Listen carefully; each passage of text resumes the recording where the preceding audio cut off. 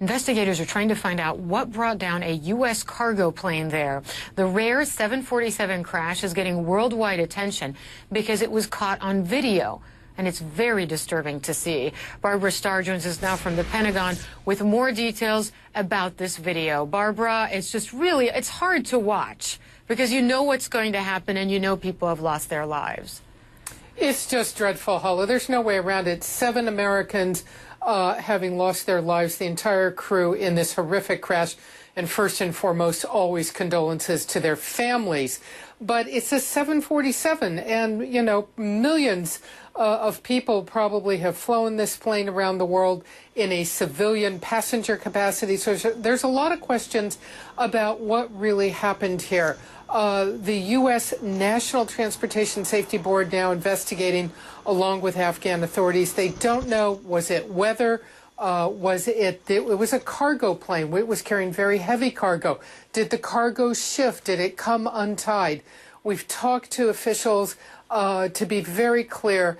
They believe this is the video of the crash. They don't see a tail number. They can't be totally sure. But we wanted to make sure as much as we could by talking to a number of people. And this is believed to be the video of this dreadful crash. Hala? Right. And so what would have been on that plane? It's a cargo plane. So, I mean, thankfully, obviously, it's not a passenger plane or the death toll would have been much, much higher. But what would a plane like that have been carrying? Where were these people going? Right. Well, this was a contractor cargo plane, a company called National Airlines out of the United States. Very common for contractors to be hauling cargo. They win contracts to do it. It was headed from Bagram Air Base over to Dubai, a very typical cargo hub. By all accounts, carrying military equipment, vehicles, packaged cargo, that sort of thing. I have been on some of these military cargo flights out of Bagram. It's one of the ways they haul the really heavy weapons, heavy gear out of there.